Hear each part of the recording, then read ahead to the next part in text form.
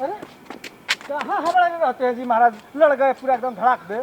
ओहो, अरे तो हम नहीं देख रहे थे तो आप भी नहीं देख रहे थे। ऐसे मुड़ी गाड़ के ऐसे अरे ऐसा नहीं, खोज रहे थे बेटवा को। अरे एगो के स्कूल भेजे है, एगो पता नहीं कहाँ भागल है। अरे नुनुआ को? हाँ। ए महाराज, वो तो बगीचवा में देखे खेल रहा था। बगीचा में था? हाँ, अरे उसको हम बोले कि अरे नुनुआ यहाँ पर कौन सी खेल रहा है, तो डर के मारे उधर भाग गया। परेशान करके धर दिया है भाई। हाँ। क्या करे क्या ना करे समझ में नहीं आता है। तो उसको पढ़ाना लिखाना जब आपको है तो थोड़ा उस पर ध्यान भी दीजिए। तो पढ़ाई लिखाई लगे क्या ध्यान दे जी, उसको नाम लिखा दिए हैं स्कूल में, ट्यूशन में नाम लिखा दें तो आओ कैसे ध्यान रखा जाता है बताइए। ट्यूशन में नाम लिखवा दिए, पढ़ाई स्कूल में नाम मैंने स्कूल में नाम लिखवा दे तो हो गया, ट्यूशन का फीस भर रहे तो हो गया। तब क्या होगा बताइए आप। भाई जी सुनिए, अभिभावक को बच्चों के प्रति एकदम सजग रहना चाहिए। क्या बच्चा पढ़ रहा है? आप कहते हैं कि ओकर पीछे पीछे हम घूमते रहे तो कैसे काम चलेगा? हमारा खेती बाड़ी कौन देखेगा, घर का काम कौन देखेगा? ऐसे हमारा घर नहीं ना चलेगा है, उसी के पीछे घूमते रहेंगे, समझे में नहीं आता उसी है। पर तो हम अभी ये सब चर्चा उर्चा कर रहे थे, मैसेज लिख रहे थे, तब तक आप टकरा गए। उसी पर हाँ। अपने गांव में हाँ। बहुत बढ़िया बढ़िया विशेषज्ञ आए हुए हैं। हाँ? राजेश राज जी, कमल नयन जी आए हुए हैं अपने चौपाल पर। अब हम लोग को बताएं कि बच्चों के सर्वांगीण विकास में अभिभावक की क्या भूमिका होती है। ये तो भाई हम अभिभावक हैं, हमारा बच्चा भी सब स्कूल गया है, वो ढूंढ रहे हैं। ऐसा कीजिए ना। हाँ। तो कहाँ मिलेंगे वो? तो आए हुए हैं, चौपाल पर जाना पड़ेगा ना। चौपाल पे? हाँ, उसी के लिए जा रहे हैं। अच्छा तो आप चौपाल पे जाइए। हाँ। हम उसको ढूंढ के आते, उसको घर पहुँचा के आते हैं, ठीक है ना? देरी मत कीजिएगा, हम वहाँ पर चौपाल देख रहे हैं ना। हाँ। वहाँ पर हम पूछते हैं। हाँ। उन लोगों के साथ अब हम लोग बातचीत कर रहे थे, तो एकदम आप तुरंत ही आइए वहाँ पर। ठीक है ठीक है ठीक है। और तब समझिए कि बच्चा को कैसे रखना चाहिए, कैसे शिक्षा देना चाहिए, उसका सर्वांगीण विकास कैसे होगा। हाँ ठीक है ना? ठीक है, आप जाइए, सर को बैठाइए। हाँ। हम आ रहे हैं। हाँ ठीक है ठीक है। हाँ ठीक है ठीक। सबसे पहले तो सर आप लोग है, इसके लिए आप लोग का बहुत बहुत धन्यवाद। आप देखिए ना, धर्मेश भैया को बुलाए थे कब से कि भैया चलिए आने के लिए, आप कहाँ ही रुक जाते हैं, अभी तक नहीं आए। सर अरे देखिए आ ही गए। प्रणाम सर। प्रणाम। अरे भैया कहाँ रुक गए कब से? बोले ना कि बचवा को घर पहुंचा के आते हैं, वो उसी में आपको नहीं बताए थे कि आज तो एक नहीं दो स्पॉट आए हुए हैं। हाँ। आप दोनों आदमी देखिए सामाजिक कार्यकर्ता है। हाँ। सर का नाम हुआ कमल नयन श्रीवास्तव जी। अच्छा। और इस सर का नाम हुआ राजेश राज जी। सबका नाम हम पेपर में पढ़ते रहे। हाँ। तो बहुत अच्छा समाज में इनका योगदान है। बिल्कुल बिल्कुल बिल्कुल। तो हम जानना चाह रहे थे सर जी कि हम लोग तो अपने बच्चों को स्कूल में भेज ही देते हैं और भेज के निश्चिंत हो जाते हैं कि वहाँ बच्चा सबका अच्छा विकास होगा, सब कुछ होगा, अच्छा से पढ़े लिखेगा, खेले कूदेगा। लेकिन सर हमको कह रहे थे कि बच्चों के सर्वांगीण विकास में अभिभावकों की भूमिका होती है। भाई साहब हमको बता रहे थे, तो ये सच है क्या?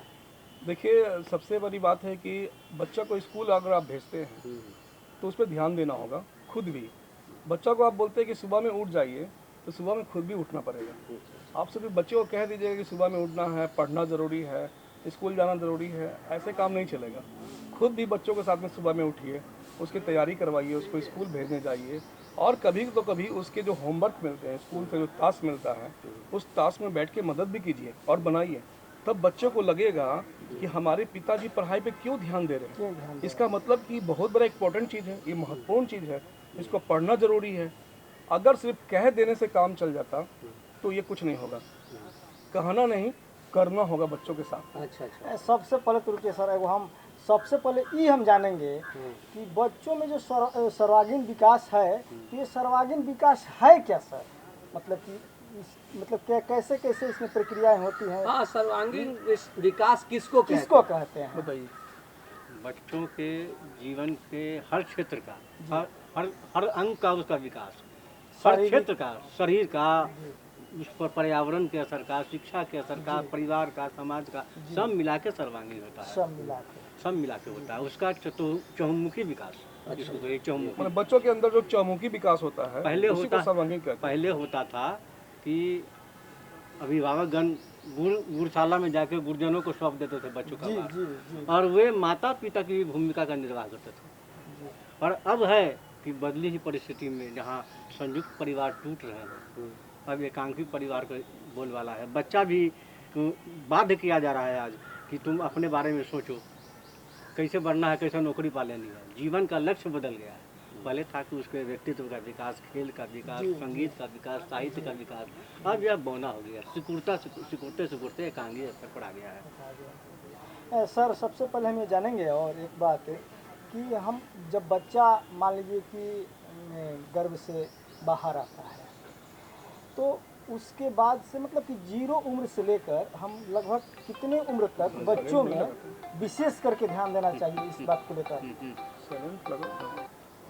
जैसे मैं बोल रहा था कि बच्चा गर्भ से बाहर आया, 0 उम्र उसका है अभी, तो अभिभावकों को मतलब कितने उम्र तक बच्चों पर विशेष करके ध्यान देना चाहिए ताकि बच्चों का संपूर्ण विकास हो सके? देखिए, बच्चे की उम्र होती है किशोरावस्था के पहले ही ध्यान देने से उसके जीवन का निर्माण होता है। जी रही बात कि हर बच्चा ही रहता है अभिभावक की नज़र, माता पिता के आगे वो जीवन पर्यंत बच्चा हाँ रहेगा। ये तो बात है। लेकिन उसके विकास का जहाँ ध्यान देना है, आज कंप्यूटर युग, मोबाइल युग, जितना लाभ देता है उतना ही हानि भी है। उस पर नज़र रखना होगा कि वो कहीं गलत रास्ते नहीं पकड़ रहा है। जी जी यही सब बात, यही स्थिति है।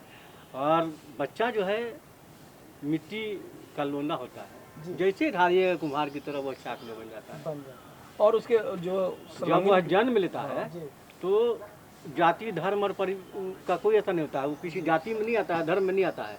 माहौल देखकर वह सीखता है, बनता है। अब बच्चे को सिखाने के लिए आपको खुद एक्ट करना पड़ेगा। महात्मा गांधी कहते थे जी किसी को कुछ सलाह देने के पहले खुद सुधरो। उसका आचरण खुद करो।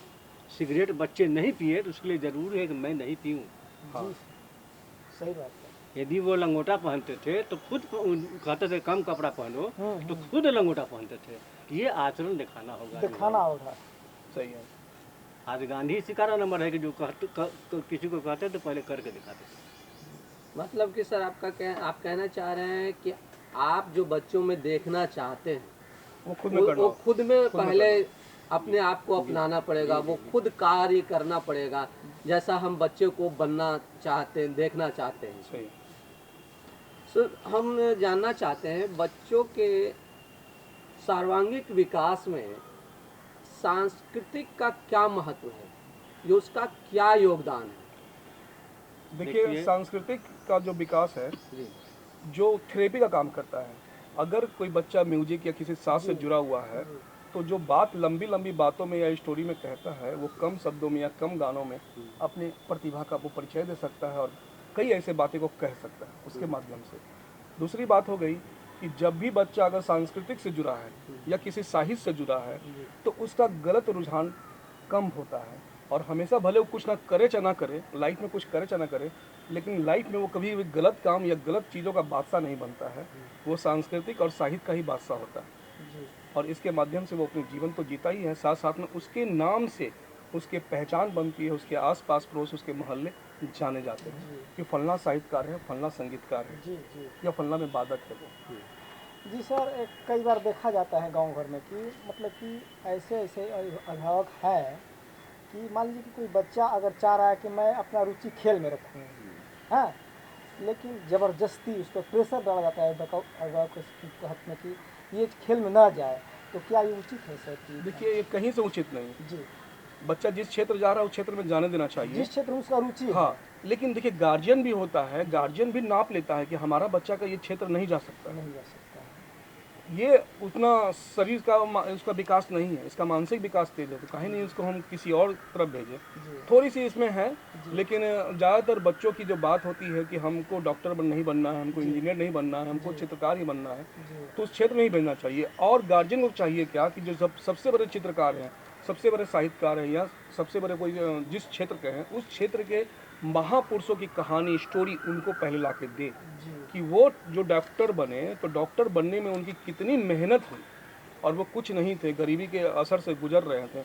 उसके साथ साथ में उन्होंने जिया और जीने की कला सीखा और साथ में उस पद को भी सुशोभित किया। तो आपको इतना सारा मेहनत करना होगा। जी जी सर, अगर सचिन तेंदुलकर बनना है तो सचिन तेंदुलकर की तरह मेहनत करना होगा। मेहनत करना होगा। जी सर। जी सर, ऐसा भी देखने को मिलता है कि अभिभावकगण कई बार प्रेशर डालते हैं बच्चों पर कि ना, मान लीजिए कि तुमको ये होमवर्क मिला स्कूल से, अब तुमको अभी ही पूरा करना है, उसके बदले में उसको कोसते भी हैं, कभी काल छड़ी उठाकर पीटते भी हैं। तो ये सब क्या देखिए, कोई भी बच्चा जो जानते हैं प्रेशर से नहीं पढ़ता है, प्रेशर? प्यार और दोस्ती करना पड़ेगा उसके साथ में, जी तब वो करेगा। और मेरा मानना है कि पढ़ने का कोई समय नहीं है। जी जिस समय दिल करे उस समय पढ़ लेना चाहिए। जी सर। जिस समय मन करे कि हमको आज रात को 12 बजे ही पढ़ना है तो पढ़ लेना चाहिए। गार्जियन को स्विच ऑफ नहीं करना चाहिए, स्विच ऑफ करो, 12 बजे रात सुतो, सुबह में पढ़ना। सुबह पढ़ने से तुम्हारा बुद्धि का विकास होगा, शाम को पढ़ना इससे विकास होगा। इन सब बातों से नहीं, बच्चा को जिस समय दिल कर रहा है, पढ़ रहा है, उसको स्विच ऑन कर दीजिए। भले आप जाग जाइए 2 घंटा बैठ के, पढ़ाई होगी आपकी तो हम भी सोते हैं। मतलब कि हाँ सर, जो आप कह रहे हैं कि किसी भी समय पढ़ लेना चाहिए, किसी समय दिल करे वो कर लेना चाहिए, पढ़ाई के लेकिन मामले में। हाँ, पढ़ाई के मामले में। लेकिन बाकी बच्चों चीज़ों में बच्चों के सर्वांगीण विकास में एक अनुशासन की कितनी महत्वपूर्ण जगह होती है? भूमिका होती है। देखिए, ये अनुशासन तो इतना है कि जो आदमी का मुख खुलता है या उसको देखता है तो उसे ही दूसरों को पता चल जाता है कि किस फैमिली से है, किस बैकग्राउंड में जिया है, या इसके अंदर कितना सांस्कृतिक और शिष्टाचार है। बिल्कुल बिल्कुल। तो उसके लिए तो हम ये नहीं कह रहे हैं, लेकिन पढ़ने पर सिर्फ बात कर रहे हैं कि अगर पढ़ने का अगर मन किया, अभी किताब लेके पढ़ना है तो पढ़ लो। जैसे बहुत सारे बच्चे हैं या हमारे बच्चे हैं, बोलते कि पापा हम घूमने नहीं जाएंगे, हम उस शादी में नहीं जाएंगे, मेरा आज पढ़ाई हम पढ़ना। तो हम इन्हें कहते हैं कि तुमको शादी में जाना जरूरी है, तुम्हारे मामा का शादी है, तुम्हारे चाचा का शादी है, जाना जरूरी है, तुमको पढ़ना जरूरी, तुम पढ़ लो। तुम 4 दिन की शादी में किसी एक दिन चल जाना, बात खत्म करो। तो इसको कहते हैं अनुशासन। तो इतनी बड़ी चीज़ होती है कि बिना अनुशासन कोई भी व्यक्ति अगर है तो समझो उसका जीवन निराधार है, कोई उसका आधार नहीं है। अनुशासन में तो रहना ही चाहिए। जैसे स्कूल का समय, कोचिंग का समय, ये सब सारे समय हैं। जो उसके पाठ्यक्रम का जो समय है उस पे समय पे कभी भी नहीं है, वो डिसिप्लिन में ही होना चाहिए। लेकिन हाँ, जब जब उसको किताब लेके बैठता है पढ़ने के लिए, मान लिया अभी नहीं मन है, ठीक है भाई 2 घंटा बाद पढ़ोगे ना, जी जी पढ़ लेना है तुमको 2 घंटा बाद। सर, इतना हम लोग अभी पढ़ाई शिक्षा के बारे में बातचीत कर रहे हैं, बच्चों के सर्वांगीण विकास को देखते हुए। तो सर्वांगीण विकास में बच्चों में जो सर्वांगीण विकास होती है उसमें शिक्षा की कितनी बड़ी अहमियत होती है? हमारी सरकार इनकी पहल पर बच्चों के सर्वांगीण विकास में शिक्षा के लिए नीतियाँ बनाई जाती हैं और उन्हें तरह तरह से लाभान्वित कराया जाता है। जैसे मैं बताना चाहूँगा धर्मेश जी, कि कोई भी बच्चा हो, एनीबॉडी, कोई भी, किसी जाति धर्म से किसी से भी हो, अगर मेधावी है तो सरकार उसके लिए व्यवस्था है। मैं खुद स्कूल में जब पढ़ता था तो मैं तेज था पढ़ने में, तो हमें स्कूल से पोशाक, पैसे, सब कुछ मिलते थे। मैं क्लास भी लेता था स्कूल में, उसके ही पैसे मिलते थे। मतलब मेधावी छात्र डॉक्टर, इंजीनियर कुछ भी बनना चाहे, हमारे जितने भी महापुरुष हैं उनके पास पैसे नहीं थे, लेकिन वो टैलेंटेड थे, मेधावी थे, तो उनको पढ़ने के लिए हर मौका मिला और वो अपने उस पद पर भी सुशोभित हुए। कि जो नई शिक्षा नीति आई है वो वरदान है मेधावी छात्रों के लिए, आम छात्रों के लिए भी, जो पढ़ रहे हैं, स्कूल में जा रहे हैं, स्कूल से जा रहे हैं, जो पढ़ रहे हैं, उनके लिए बहुत वरदान है।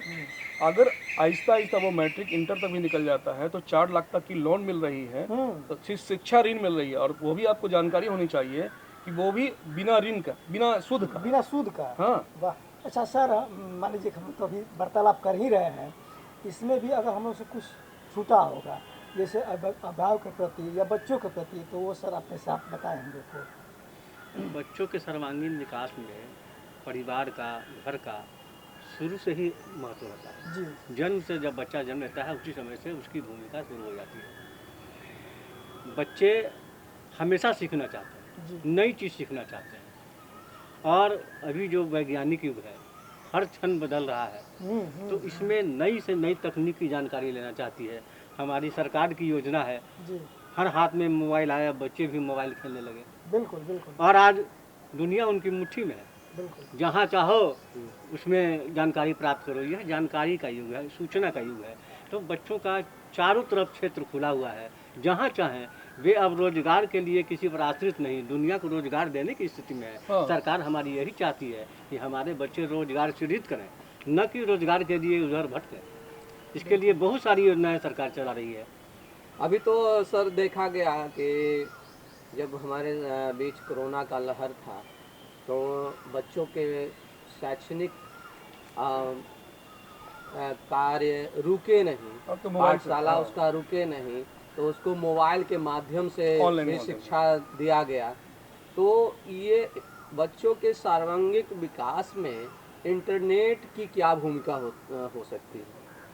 देखिए सर, इंटरनेट की भूमिका एकदम अभी 100% हो गया है। अगर बच्चा को बताया जाए कि हमें ये बताओ कि 10 महिलाओं को ऐसे नाम बताओ जो दुनिया में बहुत अच्छा काम किए, वो तुरंत मोबाइल निकालता है और वो लिखता है, उसमें से चुन लेता है, उसको पढ़ लेता है, उसको समझ लेता है, फिर आपके बाद में प्रेजेंटेशन कर लेता है। उनको कोई गुरु जी को और बहुत ज़रा खोजना नहीं पड़ता है। तो ये मोबाइल की भूमिका अच्छी है, पर अच्छी दिशा में अगर जाती है तो मोबाइल में बहुत कुछ है, जहाँ आप जो सर्च करेंगे वो आपको मिलेगा। तो देखना ये है कि बच्चे किस ओर जा रहे हैं और किस ओर आप भेज रहे हैं उनको। भेज रहे हैं। क्या आप पूछ रहे हैं, आप बॉलीवुड इसमें का? हाँ। अभिभावक का दायित्व बढ़ जाता है कि अगर बच्चे को हम नेट युक्त मोबाइल दिए हैं तो बच्चे हमारे सही देख रहे हैं कि गलत देख रहे हैं, क्या कर रहे हैं मोबाइल के साथ, वो सही दिशा में जा रहे हैं या गलत दिशा में जा रहे हैं, उस पर ध्यान देना है। आप कहना चाहते हैं? बिल्कुल बिल्कुल ध्यान देना। और मोबाइल में हिस्ट्री भी होता है जिसको आप देख सकते हैं कि 15 दिनों में, 1 महीना में बच्चे ने क्या देखा। और स्कूल से उसको होमवर्क भले ही मिलता हो, उसको तो वो बनाएगा ही, उसका देगा ही, लेकिन कभी कभी आप महीना में 1-2 बार अपना भी होमवर्क दे दीजिए कि भाई तुम क्या बनना चाहते हो, सचिन तेंदुलकर बनना चाहते हो, उसके जन्म कब हुआ, क्या नहीं हुआ, उसका इतिहास भूगोल हमको सुनाओ, तो हम तुम्हारे लिए क्रिकेट बैट लाएंगे, ये देंगे। एक चीज़ और है सबसे बड़ा, आपकी बेटी हो या बेटा हो, उसको पढ़ने का चीज़ जरूर गिफ्ट कीजिए। बिल्कुल। आप पिज्ज़ा बर्गर ये सब तो खिलाइए, ठीक है, उसके लिए मना नहीं है, लेकिन पढ़ने वाला चीज़ जरूर दीजिए। उसको डायरी जरूर दीजिए, पेन जरूर दीजिए, उसमें इतिहास भूगोल जो जिस क्षेत्र में जाना चाहता है उसका बुक जरूर उसको दीजिए, ताकि उसको अच्छा लगेगा और उस बुक को पढ़ेगा। क्योंकि गिफ्ट उपहार ऐसा चीज़ है जो आदमी एक बार नहीं 1000 बार देखता है। बिल्कुल बिल्कुल। तो वो उसको देखेगा, उसको पढ़ेगा। अच्छा सर, बच्चों के सर्वांगीण विकास में सामाजिक सांस्कृतिक संस्थानों का जो ये सब संस्था है, इन सब की क्या भूमिका है सर? देखिए, सामाजिक सांस्कृतिक संस्थाएं हर क्षेत्र में अच्छा काम कर रही हैं अपने देश जी। में। बच्चों के सर्वांगीण विकास के लिए इनकी महत्ता और भी बढ़ जाती है। अच्छा।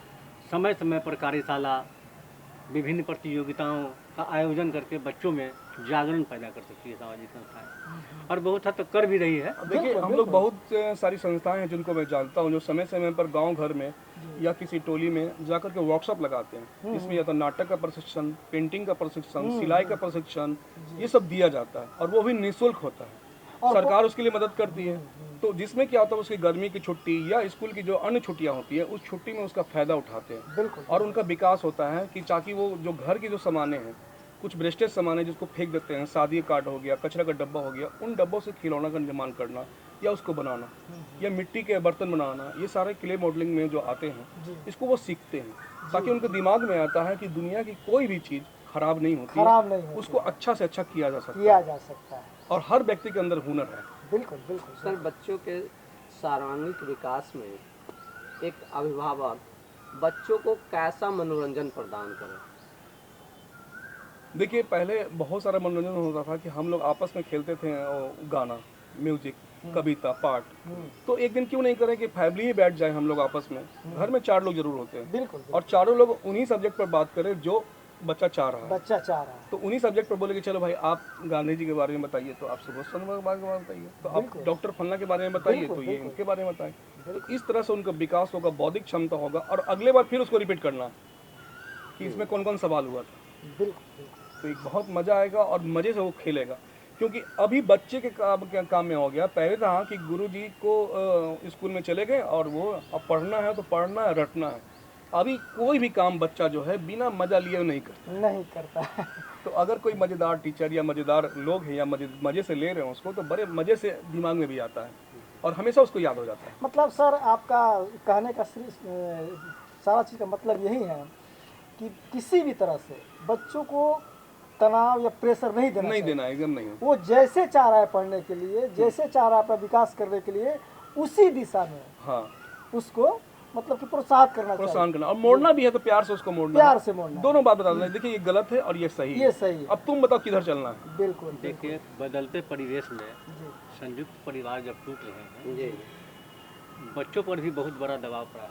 बिल्कुल। बच्चे घर आंगन में दादा दादी की कहानियाँ सुनते थे, नानी की कहानियाँ सुनते थे, दादी के नुस्खे देखते थे, जी तो वो सब से वो वंचित हुए। तो इस गैपिंग को पूरा करने के लिए हमको बच्चों का उनके साथ समय बिताना होगा, बच्चों के साथ, और उनको तरह तरह से जानकारी उपलब्ध करानी होगी, जो कहानियों के माध्यम से दादी की आता था उनके पास में। तो इन सबों की भरपाई भी करनी होगी हमें। जी जी, आप अभी सही कह रहे हैं सर कि इस आधुनिक परिवेश में, बदलते परिवेश में अभिभावक के पास समय कम है। लोग ज़िंदगी में भागम भाग लगे हुए भागम भाग, कोई इधर जा रहा है, माँ इधर काम करने जा रही है, पिता उधर काम करने जा रहे हैं, सारे लोग काम में बिजी हैं और बच्चे बस ऐसे ही स्कूल और उनको अपने भरोसे छोड़ देते हैं। तो ऐसे में अभिभावक की भूमिका बहुत महत्वपूर्ण होती है कि बच्चों के साथ समय बिताए। नहीं तो बहुत दिक्कत होगा। आप चाहते हैं कि बच्चा आपका डॉक्टर बने और बच्चे में आप समय नहीं दे रहे हैं। आप चाहते हैं कि बच्चा का सचिन तेंदुलकर बने और उसके सामने आप खेल नहीं रहे, आप समय नहीं दे रहे, तो फिर नहीं होगा। सर, आपने इतनी अच्छी अच्छी बातें हम लोगों को अभी बताई हैं, इसके लिए बहुत बहुत धन्यवाद सर। लेकिन सर, हम चाहते हैं कि चलते चलते हमारे जो भी दर्शक हैं उन सभी के लिए कुछ ऐसा मैसेज दें ताकि वो अपने को पालन करें और बच्चों पे ध्यान दें, बच्चे के भविष्य के बारे में सोचें, उसके सर्वांगीण विकास के बारे में सोचें। बिल्कुल। तो ऐसे में आप क्या कहना चाहेंगे सर? देखिए, सबसे पहले गार्जियन को चाहिए कि अपने बच्चे को समझना, बच्चा किस ओर जाना चाहता है, उस ओर के लिए उसको प्रेरित करते रहिए जिस ओर जाना चाहता है। और प्रेरित के साथ साथ में उसके साथ में आपको एक्ट भी करना होगा, अभिनेता भी बनना होगा। अगर वो बॉल फेंकना चाहता है तो आपको विकेट बनना पड़ेगा, उसके साथ में खेलना होगा, ताकि उसके बारे में भी आपको ज्ञान लेना होगा। और जानकारी के साथ साथ में तब उसका आहिस्ता आहिस्ता उसके विकास की ओर अग्रसर होगा। और बच्चों के साथ में समय देना होगा। आप नहीं देंगे तो आस पड़ोस के लोग आपके बच्चों को नहीं देखने आएंगे, उनके साथ में खेलेंगे नहीं, उनके साथ में होमवर्क नहीं बनाएंगे, उनका विकास में ध्यान नहीं देंगे। गार्जियन को साथ में, बच्चे के साथ में गार्जियन को खुद समय देना होगा। बच्चे राष्ट्र का भविष्य हैं, उन्हें संरक्षित करते हुए उनको निरंतर विकास और प्रगति की ओर बढ़ाना होगा। सरकार और हमारा जिम्मेदारी बढ़ जाती है कि बच्चों पर विशेष ध्यान दें, बच्चों के अनुसार उनको जीविका चुनने, उनको भविष्य चुनने का अधिकार दें और उनके साथ मिलकर उनको आगे बढ़ाने में मदद करें। वाह, बहुत बहुत धन्यवाद सर। इतनी अच्छी अच्छी बातें बच्चों के सर्वांगीण विकास में अभिभावकों की भूमिका को लेकर आपने बताई है। तो दर्शक बंधुओं, किसी भी प्रकार का सुझाव है तो आप हमें पत्राचार के माध्यम से हम तक पहुंचा सकते हैं। हमारा पता है कार्यक्रम गांव घर, निदेशक दूरदर्शन केंद्र पटना, फ्रेजर रोड पटना 8,01,000। और हमारा ईमेल आईडी है directorddkpatna@gmail.com। तो इसी के साथ हमारी पूरी टीम को दीजिए इजाज़त। अगले अंक में फिर मिलेंगे हम लोग। और चलते चलते आप इस लोकगीत का आनंद लीजिए। धन्यवाद।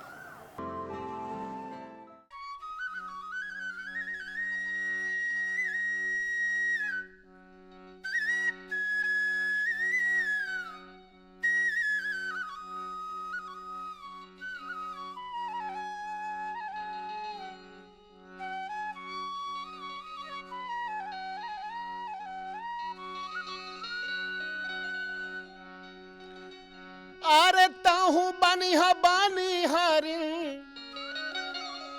हमहू बानिहार है।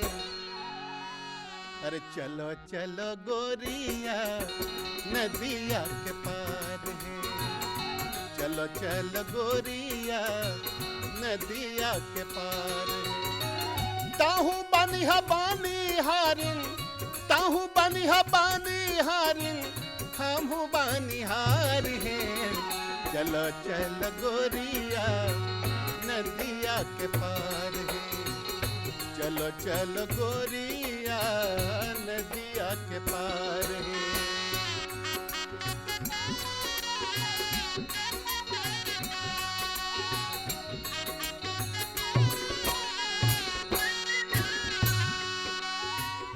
छोड़ी शहर बागों में घर वापस आईबे,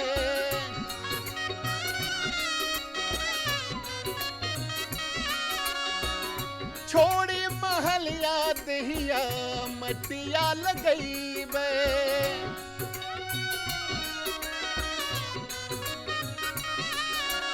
हो गाँव में बसैबै एक ठो गाँव में बसैबै एक ठो और नया संसार है चलो चलो गोरिया नदिया के पार है चलो चलो गोरिया नदिया के पार है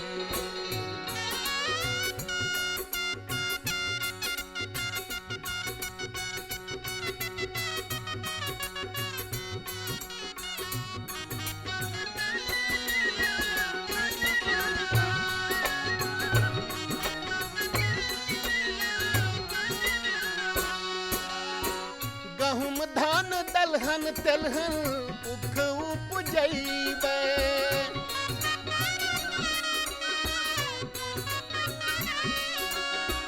साग सब्जी मकई फलों से खेतवा लहरैबे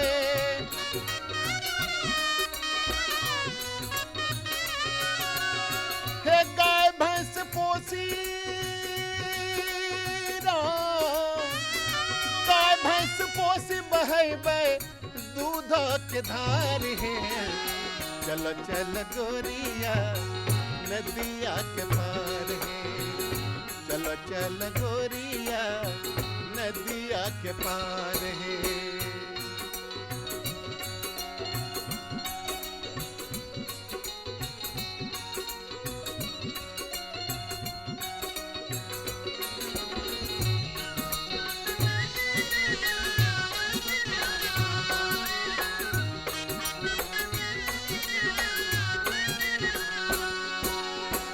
रात खानी बैठी अनपढ़ लोग के पढ़ैबे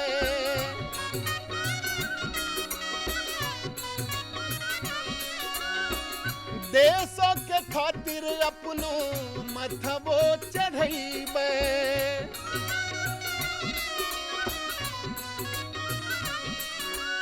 हो मिली जुली रहबे लोग से मिली जुली रहबे लोग से करी करी प्यार है चलो चलो गोरिया नदिया के पार है चलो चलो गोरिया नदिया के पार है ताहू बनिहा बानी हारिन ताहू बनिहा बानी हारिन हमहू बनिहार है चलो चलो गोरिया नदिया के पार है चलो चलो गोरिया नदिया के पार है चलो चलो गोरिया नदिया के पार